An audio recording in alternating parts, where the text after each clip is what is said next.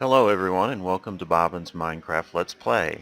Uh, I'm doing the Infinity Evolved Skyblock series this time around and we're on episode 6.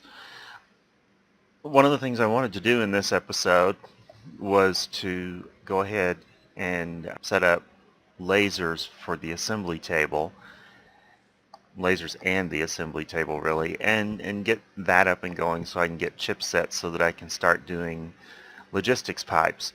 However, while I'm still going to do that in this episode, I'm not going to be able to touch logistics pipes for a while because one of the things that I had forgotten about logistics pipes is that in this mod pack is that the basic logistics pipe requires hardened glass.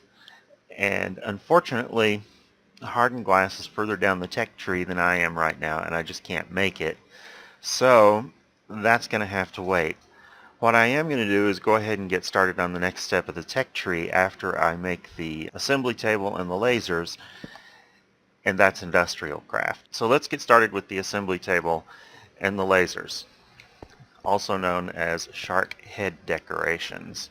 The recipes for these are the same as in the basic BuildCraft mod, except that the laser itself, instead of using diamonds, uses these electron tubes that have to be made using the forestry thermionic fabricator, which I showed in previous episodes.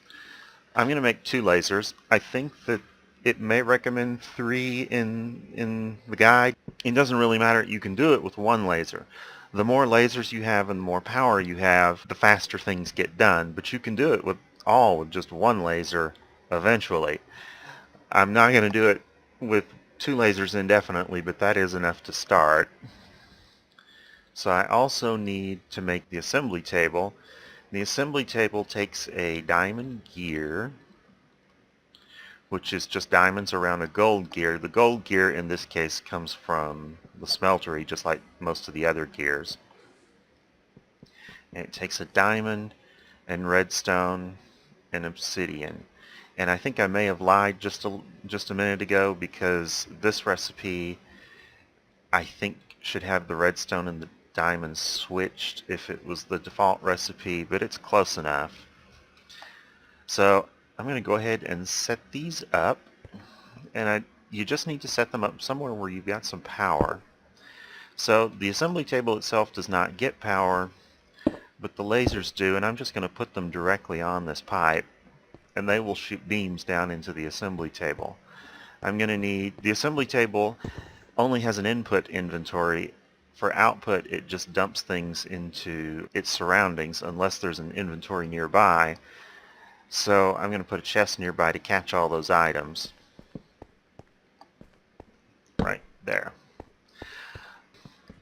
The one thing I sort of overlooked talking about a little bit was what I had done on the stuff here. I do have 2 biogas engines running now.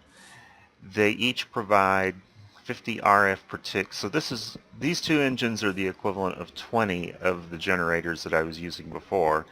The generators are still in service, but I've taken the ones that I borrowed back down there. So there are 6 generators down there, plus whatever power is coming from up here.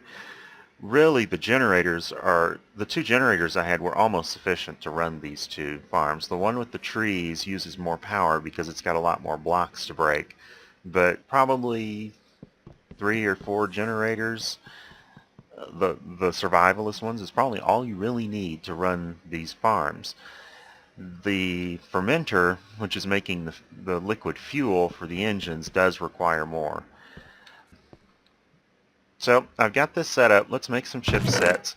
Because I'm starting IndustrialCraft here in just a minute, I'm going to need some of the plain redstone chipset, so I'm going to put that in there first. I'll just load some redstone in here. It will show me the things that can be made with redstone. I'll click on the redstone chipset, and it will start firing its lasers. Blue means the laser is operating at full power. The other colors are various stages between there. So this is able to operate these 2 lasers at full power. It's stealing some power from further down the line. It may be that my sieves are not running at full power right now because of the laser. I'm not bothered by that. Toss that in there. and go downstairs, and let's start taking a look at, actually I'm going to take my crafting table down there just for convenience. Let's start looking at IndustrialCraft. Now there are two IndustrialCraft machines that are really just right away critical for continuing the progression, and those are the metal former and the compressor. IndustrialCraft actually has a ton of machines in it. I'm certainly not going to build all of them in this particular Let's Play series, but I will go through some of them.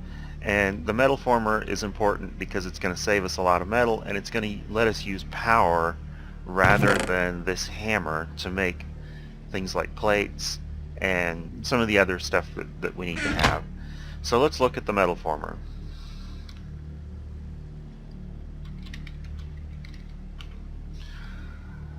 The metal former is made from an electronic circuit, a basic machine casing, toolboxes, and coils. And there's a lot of metal that goes into this thing. The basic, really that requires an iron chipset. Okay, so I'm going to have to go back up there to the laser a minute and change what chipsets I'm making. That's fine. So we're going to need an iron chipset surrounded by all these plates.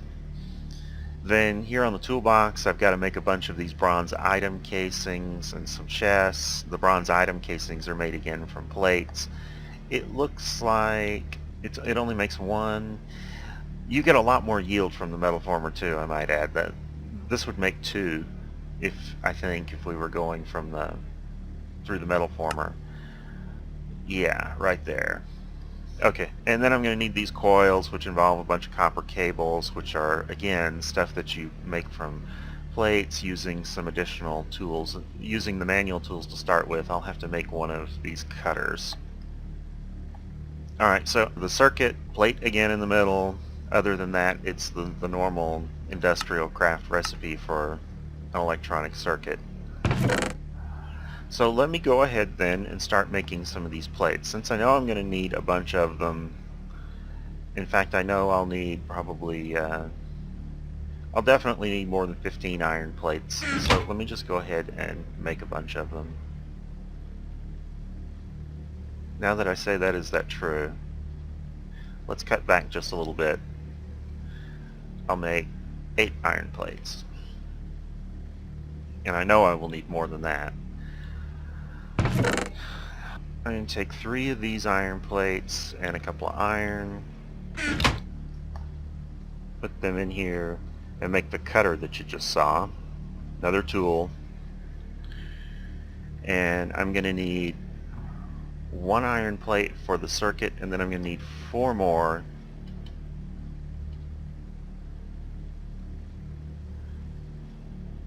for the casing here.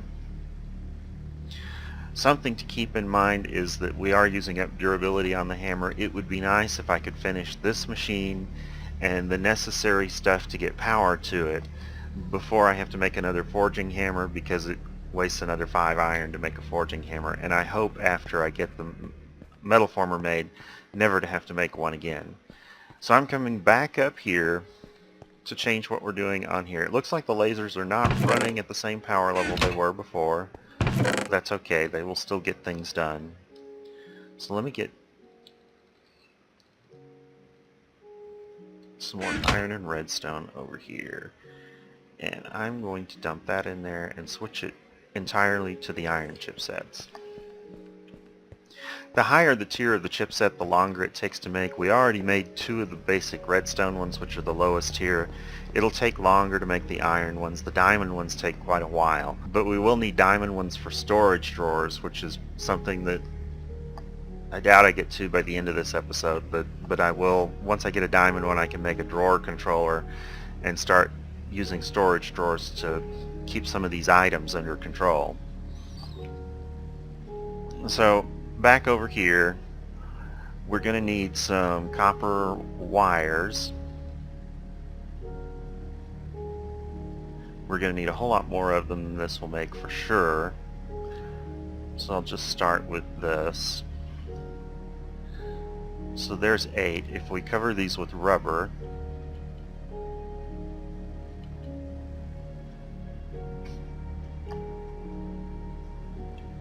and put that in the middle there. Do I have some redstone nearby? There we go. So that takes care of our circuit. We're going to need to make all these coils, and for these I'm going to need another, looks like a total of 24 copper cables.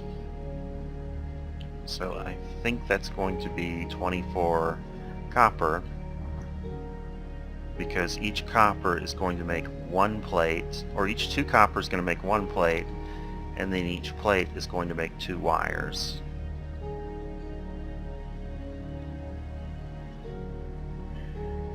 And then I think those were just around an iron ingot. So there's my coils. Probably don't have the iron thing yet. Let's look at the toolboxes. I need 2 of them, and they're made from bronze. Was it 2 or just... yeah, 2. So 10 of these bronze item casings, which I think means I'm going to need 10 bronze.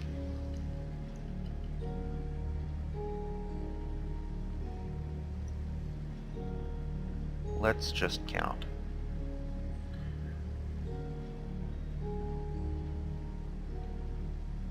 And I'll hammer that again, so I'm actually going to need 20 bronze total.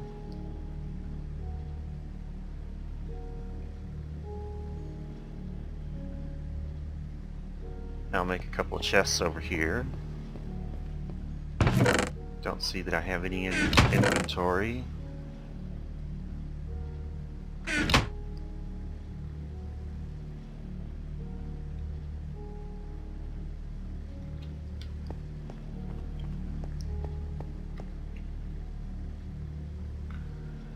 And for whatever reason, these toolboxes don't stack. I have no idea why. I don't think they have any use other than as a crafting component. Could be wrong on that. Alright, so let's see if we've got the iron chipset that we need.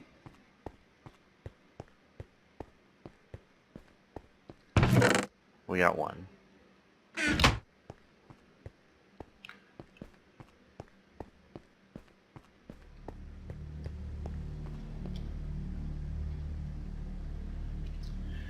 Got that, so time for final assembly.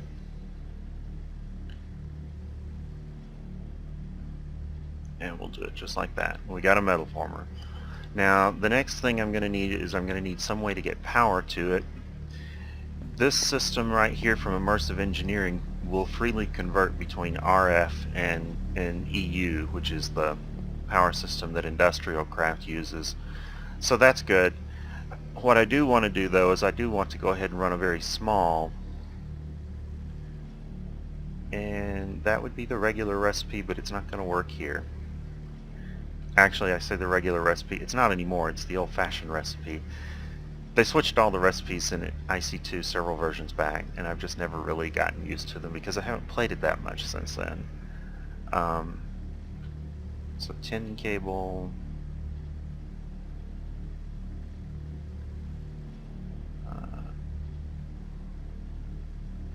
So this is some very low voltage cable, and I'm going to put it down there, and I'll put a metal former here. So I just need to get some power to that cable. The reason I'm doing it with the cable is because I'm going to replace that cable, part of it, with some power storage.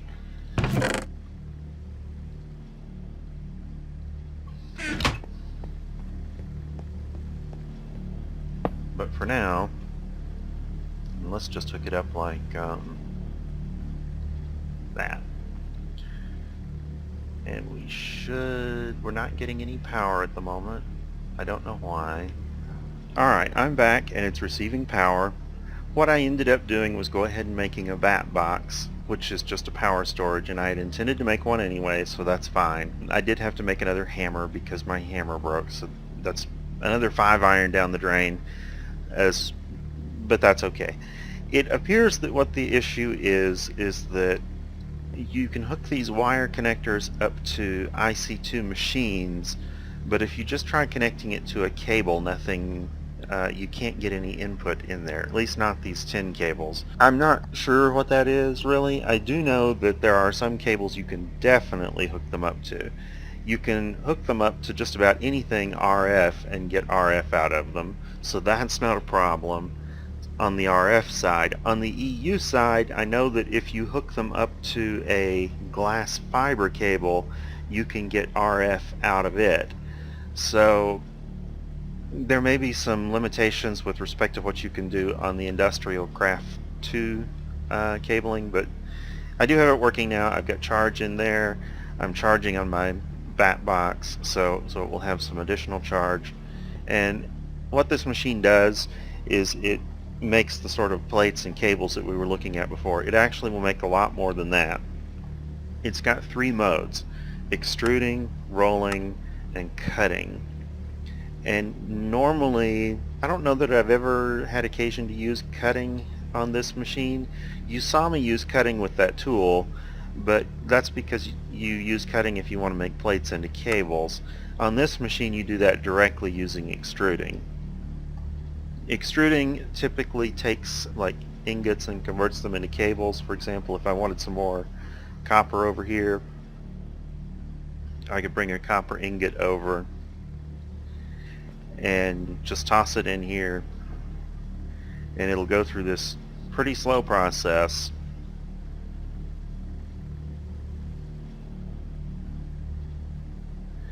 and convert it into 3 copper cables. That's more than we were getting before. We got 2 when we went through the other process using the hand tools. Rolling does is it presses things into plates. So if I put this iron ingot in here,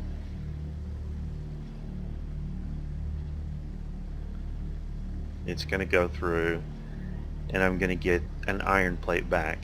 And you may have noticed that's twice the yield that you would have gotten using the hammer, because the recipe using the hammer required 2 iron plates, or 2 iron ingots to make 1 iron plate.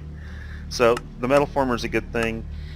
The one thing that's a little awkward to deal with it is that if you set it up for automation, I don't know if there's any way to control this button using automation. So what I just always do is go ahead and set 1 up for rolling and 1 up for extruding. Really more than 1 typically, because these are such slow machines. Because they're slow machines, it doesn't matter that you're going to have to set multiple ones up anyway because of this button. They can be sped up.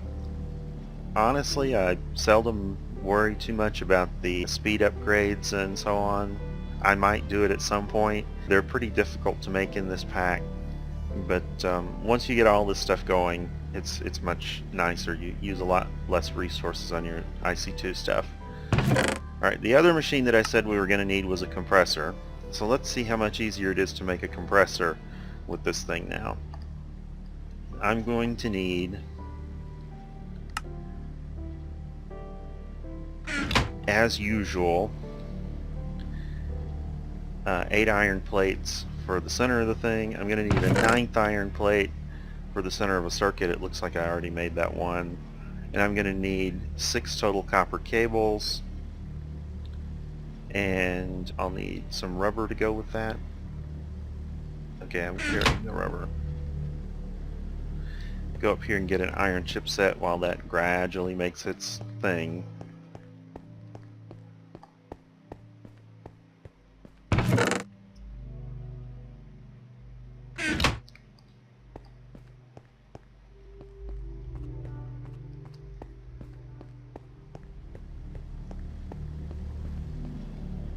And the other thing the compressor needs, I think, is stone. It's just verified that the recipe hasn't changed.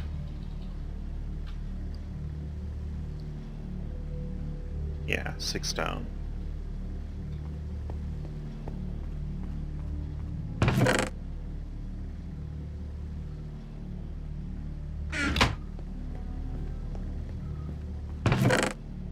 When I hook that up, I'll just hook it up as the next machine down the line here.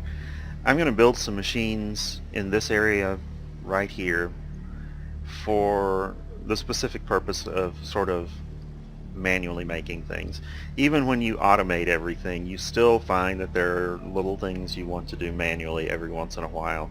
And so these machines that I'm putting in place right now probably are permanently going in this place. There will be automated setup for this stuff at some point. It just won't be in this location. And power's really pretty low. I need to probably make another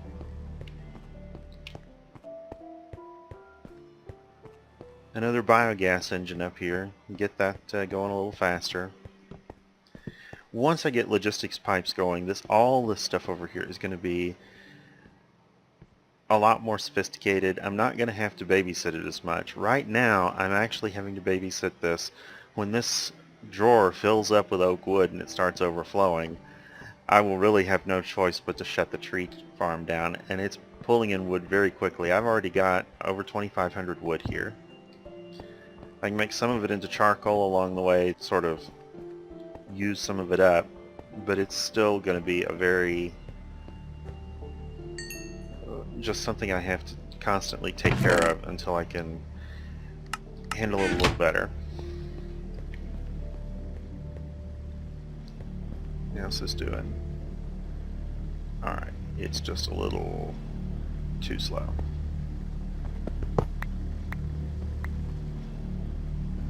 Breaking that should allow more power to go through here and speed it up a little bit.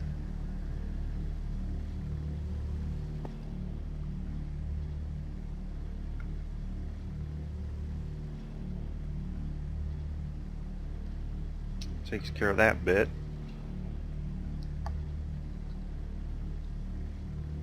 Now we got that. Switch to extruding mode. Always check this mode before you're doing anything manually, because if you make the wrong thing, there's just no way to go back with it, and it's really bad if you're short on materials for that to happen.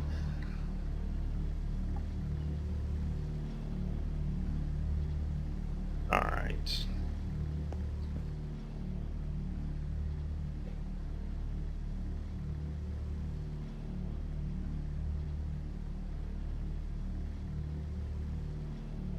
So we have our circuit and our machine casing, and there we go. We have our compressor. So I'll put the compressor down. This can be used to make a number of things. The important one for our immediate aggression is this dense refined iron plate. This thing is made from steel in the rolling machine. See, it doesn't even have a hammer recipe. You can't make this by hand, so you have to have a rolling machine to make this thing. At least initially. It looks like there are a couple of other solutions later on. Then you got to take 9 of those and compress them into one of these plates. And this is one of the items that you need in order to make the machine casing for thermal expansion machines, which is after IC2. Thermal expansion is where we're going to go. I am going to have to make the crusher from RailCraft first, but that is where we go next. And at that point, things really start to get a little bit more to where you can just really start automating tons of stuff. Other things you can make with the compressor, if we had the macerator, we could go and actually convert coal to diamonds if that was needful. It really isn't, because if you're getting that much coal by sifting gravel, then you're probably going to be getting enough diamonds as you go along. Here I've got 44 coal and 4 diamonds. Diamonds are actually coming in faster than coal, considering that it takes a whole stack of coal to make a diamond that way. But it is essential for making a number of different machines. It's got a lot of recipes in it that are components for the various machines. Like this carbon plate, for example.